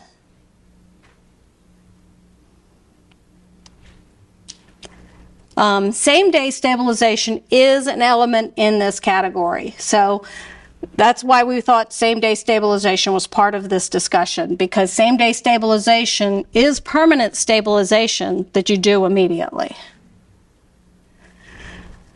So final stabilization often uses sod at the end of the work condition. It establishes the final landscape condition. And during construction, erosion and sediment control needs to be there until you hit 95% stabilized. So once same-day stabilization, you're doing it in a day. So we get those the trilogy notes. Anybody seen the utility trilogy notes? Only do as much work as you can complete and stabilize in one day. Protect all, store all your stockpiles on the upstream side of the trench, and at the end of the day, stabilize all disturbed areas that you worked in. That's same-day stabilization. That is final stabilization. It's permanent stabilization. All of these terms are pretty interchangeable. But the implication here is it's immediate. There is a limit to same-day stabilization, but this is one of the notes you might have seen. So the size limit. Is there a size limit for same-day stabilization? Maybe not an actual acreage, square feet, width, size. There probably isn't. It should be what you're thinking about when you're developing the project. It depends on the type of work being done. Same-day stabilization is ideal for utilities. So you dig a utility trench, you're out there with a ditch witch, you lay the wire, you backfill it, you stabilize it. There's no need for other sediment controls. You're stabilizing it as you move along. And you're not coming back to those areas. Other linear projects might include them.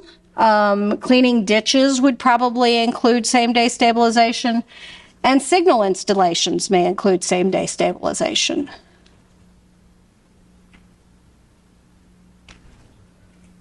But sometimes it's not appropriate.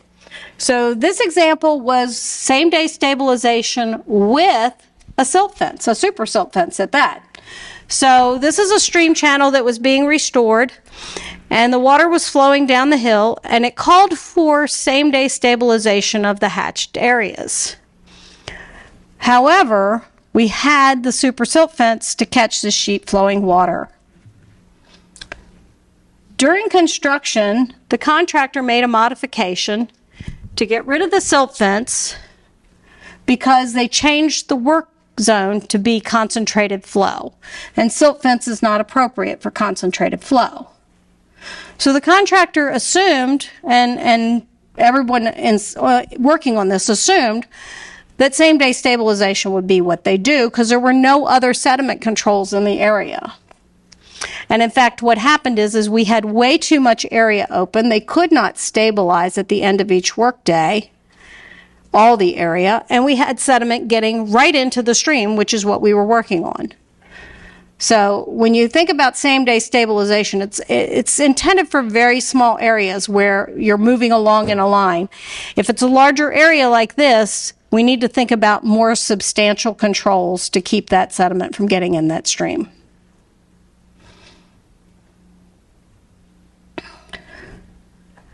This is a situation where same-day stabilization was appropriate. This is College Avenue, Regents Drive to Maryland 193. There are small, distinct work areas where the work was being done. This was actually fiber optic and sidewalk.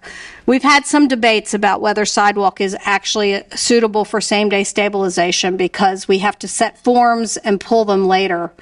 But the amount of ground that just gets disturbed by pulling a form is so minimal that in general we feel sidewalks are kind of an appropriate same-day stabilization. You get in there, you pour your concrete, and you stabilize around it. And when you come pull the forms, there's a little bit of soil work, a little bit of extra seeding that's almost handwork.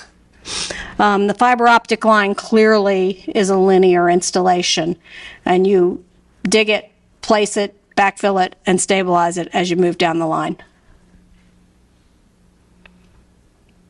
So for this one, the same-day stabilization footprint was about 30 feet by 500. That's almost at the limit of what we like to see. 30 feet wide can produce a lot of sediment, so the narrower it is, the narrower the better.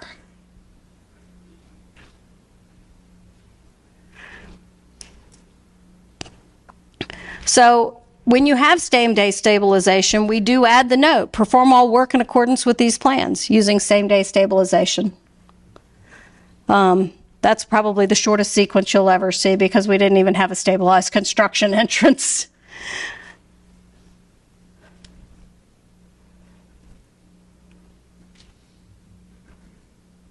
So we did create a glossary of some additional stabilization terms.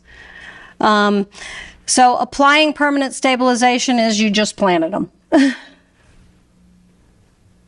Establishing it is you've planted it and it's currently growing. And permanently stabilized means 95% of the vegetation is established. So we're not saying take your whole drainage area and if 95% of the area is stabilized, which is probably pavement, you've met this. No, 95% of your vegetated areas need to be stabilized. And that's your call to remove your final sediment controls.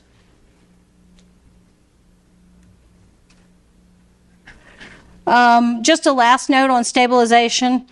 So a lot of times we have installed the stormwater management once final grades and final stabilization is completed. And QAD and the as-built engineer can say, yes, we concur, final stabilization is established, you can start your stormwater control or stormwater management. How do you build your stormwater management without disturbing grades?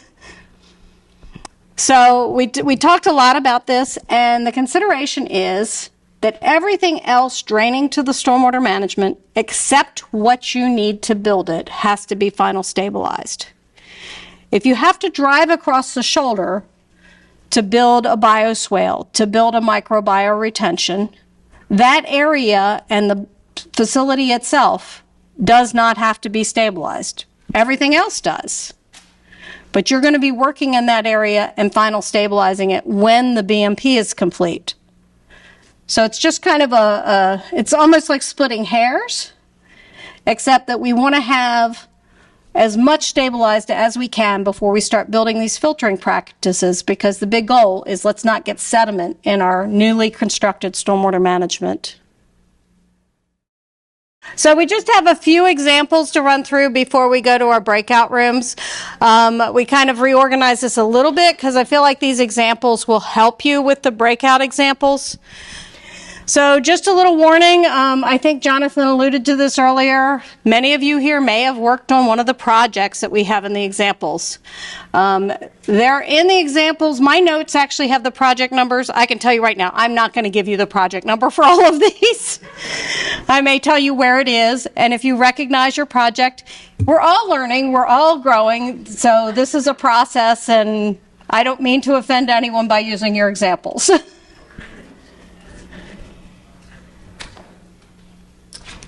So temporary storm drain systems. We often put notes in our sequence of construction saying, block this, install this, and it's very prescriptive. You install from here to here, block it here, and then later on you've got another note that says you can remove the block. And there's other ways to do this, but by going to the plan and say, block it during construction and stabilization. Okay. Now, if something happens and you're delayed, you're not stuck to a sequence to go back and say, oh, I need to unblock this before I can do this next step, or I need to unblock this when I'm ready to activate it. The temporary construction, the temporary flexible pipe is noted on the plans. If it's a critical bypass, if it's water you need to get past your construction before anything else can happen, absolutely put it in your sequence. But if it's just simply you need to do this until some other stuff is done, let the contractor figure out when it gets installed.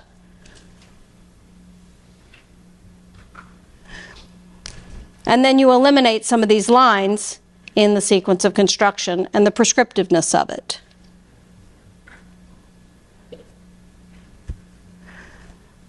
Another situation is proprietary bioretentions can be installed. This was actually one we talked about earlier. We direct sediment-laden water into them. Directing sediment-laden water into them would compromise the integrity of the BMP. How many of you had bioretentions fail because sediment got in the filter media? You know, I can think of 2 or 3 jobs in my career that we've had to make the contractor go reconstruct them because they got sediment in them and clogged up the media. Putting a general note on the plans saying you can't build this until all the areas draining to it are stabilized eliminates having to add that to the sequence of construction. That's not something you need to have in the sequence. Again, unless you're just detailing build all the BMPs at the very last step before you get final acceptance. And this one actually got even more elaborate where it detailed every single one of the BMPs by number. So if one of these BMPs couldn't be constructed because that disturbed area was still disturbed, they couldn't move to the next step on anything until this step was completed. So this is the PG 106 flexible sequence here. Each BMP doesn't need to be listed, so we can delete all that. And then we added a note on the plan saying prior to construction, stormwater facilities and bioretention inlet openings need to be blocked. Make it clear we don't want to give them a cause to forget it. It's got to be really clear, big note.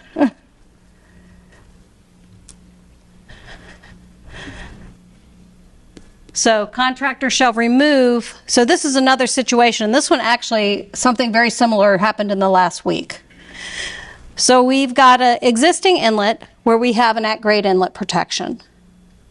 And if we were going to MDE would tell us that we have to sequence putting in that at-grade inlet protection. But the inlet is going to actually change to a K inlet during construction. We can add on the notes that when you put in the new inlet, change it to a median at sump inlet protection device. Right on the plans. Then when that inlet gets instructed, the contractor knows as soon as it gets constructed, put in the new inlet protection. In the past, you've had to detail, okay, now you're going to build this inlet. Now you have to install this new inlet protection. So it's where do we tell the contractor to do it? Where is it appropriate? This is where the contractor's looking at the inlet. Oh, yeah, there's a K inlet there. Oh, yeah, it says I have to change the inlet protection. Problem averted.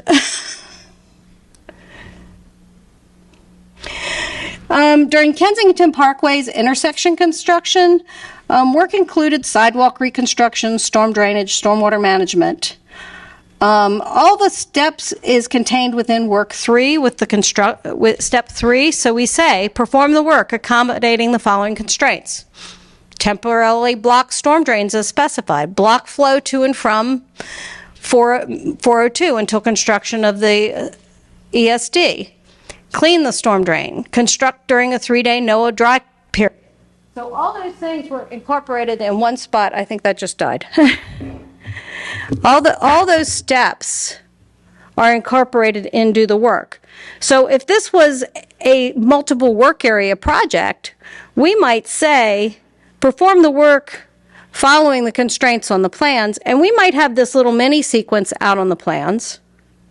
Or we may say, do the work in areas A, B, C, D, remembering to block storm drains, to clean the storm drain system, and to do work in a dry period as a caveat for all of the work areas.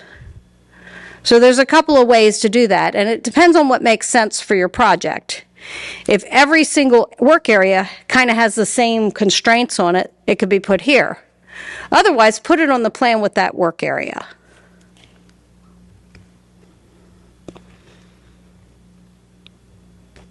And so here we'd say to mark it, temporarily block the upstream inflow pipe.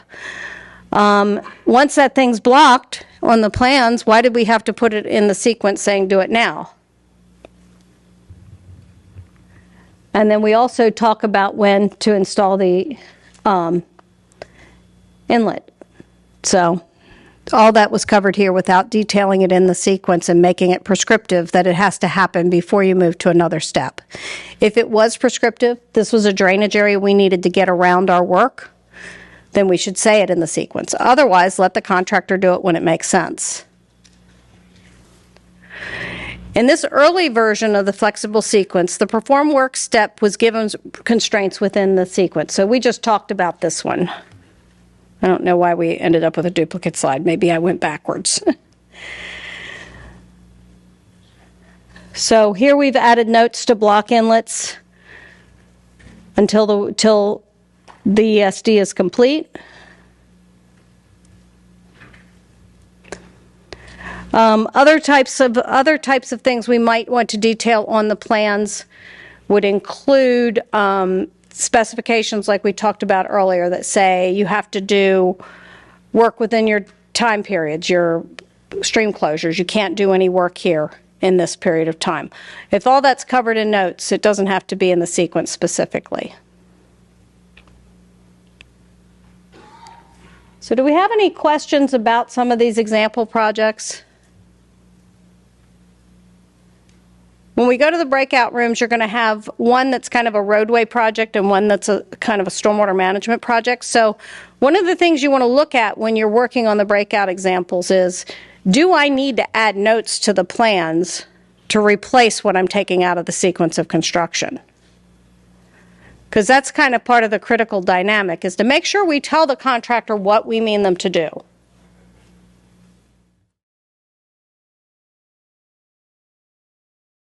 Hi, I'm Amanda Barrett, and I was one of the moderators at the Flexible Sequence of Construction training. I'm going to walk you through the afternoon session and the different examples we went over as a group. Once we've gone through the examples, you will see Ginger break down the examples in the live session. Our first example is the Maryland 190 Sidewalk Improvement Project. This project aimed to improve pedestrian safety at the intersection of Maryland 190 and Pyle Road.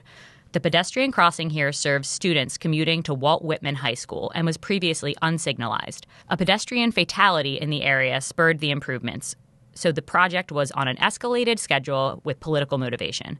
To aid in safety, a signalized pedestrian crossing with associated retaining wall structure was proposed, as well as sidewalk to connect the two sides of Maryland 190. Stormwater management facilities included one bioswale and one grass swale. For this project, some of the methods to provide contractor flexibility that we've discussed in the training so far were used. For instance, you can see that the project was divided into work areas, and step 3 of the general sequence mentions that work can be performed concurrently and in any order. This is a good start, but there are still plenty of ways that this sequence could have been made more straightforward and provided less stipulations to the contractor. Take the next 15 to 30 minutes to work on creating a more flexible version of this sequence before we move on to example 2.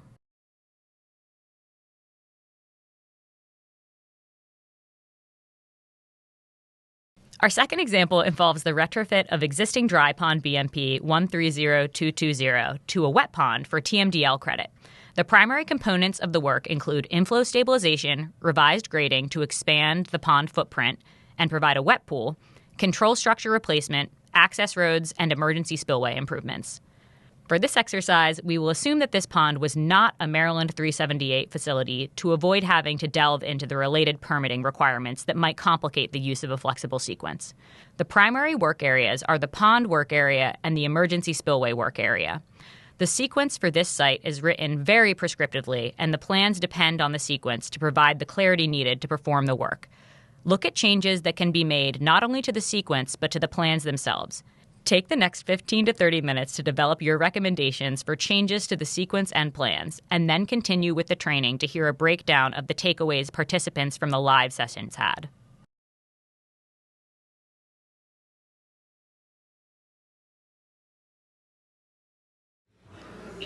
So in the breakout sessions, you looked at, and I don't want to look at that slide. We'll just pass that slide.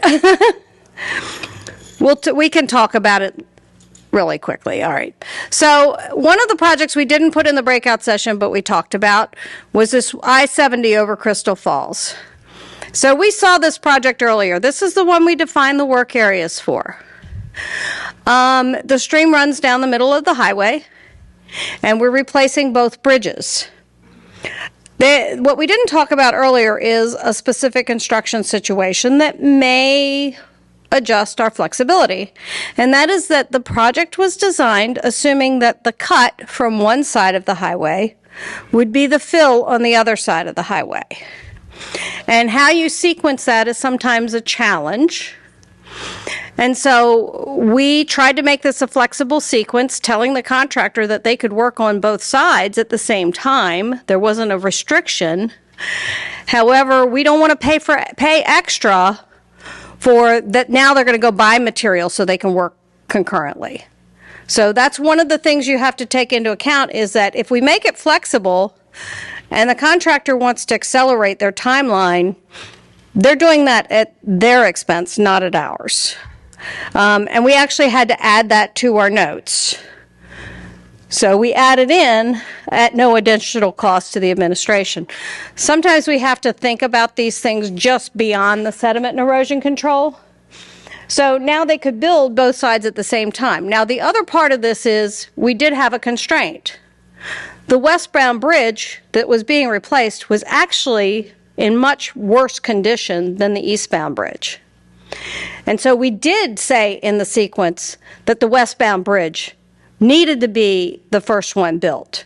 If they did them concurrently, that's fine, but the westbound bridge had to be a priority for safety. So those are other things that may influence how we sequence things. Now, it wasn't in the sequence of construction. It was actually in the contract note saying, we expect we put a deadline for the one that's most crucial.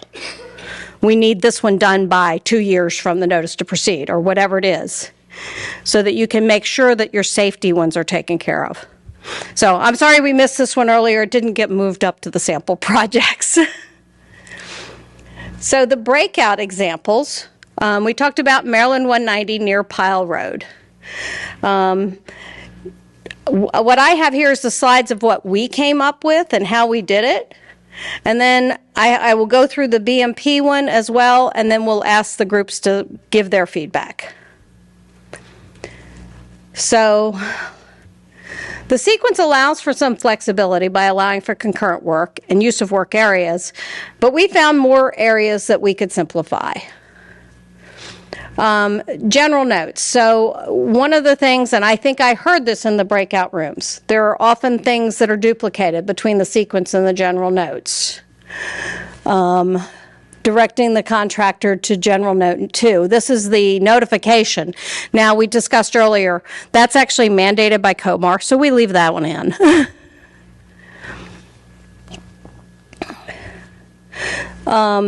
Construction of the ESO2 to ESO3, the beginning of note 1 is already concurrent with general note number 1, so it's not really needed. And the root pruning and general sequence items 3 and 4 should be in the notes.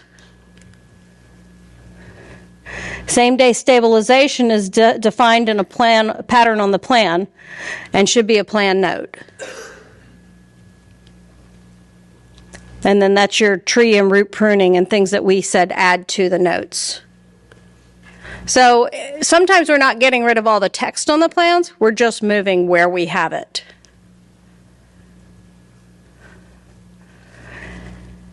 And the all remaining construction, no need to call out additional areas as they are in previous step and note 10.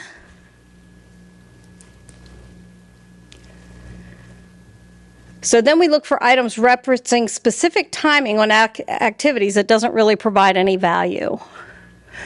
So we show same-day stabilization in patterns, so we don't need to really call it out as exceptions. We've already said this is what you're doing here. We do specify removal of the ESC measures in step 5, so calling it out the specifics shouldn't be necessary. And then, as earlier we talked about, a way to remove items from the sequence of construction is to include some plan call-outs. I'm trying to see what we got up there. There we go. So again, we have inlet protection that's already called out in a plan note. And lastly, we want to make sure that we are correctly directing the contractor to the location where information they are looking for is located. So sometimes it's in the specifications. So for example, cultural resources, we talked about, that's in the specifications. So whenever we're calling things out in notes or on the plans, we want to make sure we're referencing the right location.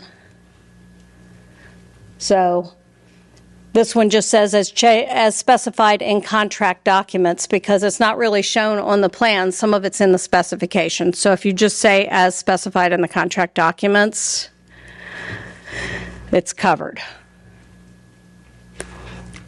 And change to necessary, since minor is a rogue term, is basically what we're saying here. So if you call something minor, whose interpretation is minor? So if you say if they have to do what's necessary, do it. And so our final product is this shorter sequence on the right and the longer general notes on the left. And then we had the BMP retrofit. And this is the original sequence for this. It was drafted for a 378 facility. So since we assumed for the breakout that this was not a 378 facility, obviously if it is, there are certain sequences that have to be put into the sequence of construction. So we consider items not relevant to sediment and erosion control. So we have some MOT sections that we don't need to have in our sediment and erosion control. And there again, traffic barrier is not needed. And then send them to the MOT sequence of construction in the MOT plans. Roadway items not related to erosion and sediment control, so this was some special features. We continue by discussing the general notes and updates to the erosion and sediment control general notes. So revise to notify QAD per note 2. And there again, this one we didn't delete out. We've gone back and forth on whether we need this or not, but QAD says leave it in. So we're going to leave in notify QAD as our first step. And then we look at what's in yellow and can we simplify this further, because that yellow section becomes clear and grub and for access and perimeter controls. Install remaining erosion and sediment control in each work area prior to completing work. Complete the work as shown in the contract documents and apply permanent stabilization. So that's a significant reduction to that area. And information in steps 9, 16, and 17 we could put on other sections of the plans. And that's where we got to. It's a much shorter sequence, but a very much longer general notes. And with that, it's question and answers. Thank you. Very good point, Pamela. So maintenance access roads, when we put them on for our BMPs, we need to be clear what maintenance access roads are remaining. If we've got something there that we have to remove to do construction, that may need to be clarified in the plan notes, but certainly we want to have something there for maintaining our BMPs when we're all done, and also for other practices. I mean, we often have maintenance access roads, so remembering what has to stay and what is temporary is a good point. So the question is how do we, when we have RFIs or we've actually got a project in construction and we've designed it with a flexible sequence, how do we balance answering these questions that come from the contractor, perhaps about an intent of the sequence, while balancing our liability and giving the contractor the flexibility? Is that one you want to take, Ryan, or? Okay, I'm not going to throw you under the bus here. You know, my thought is that as long as we have sequenced what's important for controlling sediment and erosion control, the response to a contractor RFI or to a question during advertisement might very well be that this is means and methods, and we leave this to the contractor. Sometimes we may even answer it, like not even send it up to the designer, but we can kind of clarify that at the field level. Right. That's why I was asking Ryan, because I feel like if it's asked in the field, they're going to clarify it there. It's not even going to come back to the designer. Okay. So the point is that when you're doing your construction, if you want to save yourself a lot of changes and RFIs, as you're designing a project, think through step by step by step what has to happen to build that project. This may not be the final sequence of construction, but this is your thought process to put together a set of plans and determine how long it's going to take to build it, etc. That's in your back pocket. You thought this through, but your final sequence of construction may not actually be that. It'll be much smaller and sleeker, but you think through that process as part of your constructability review.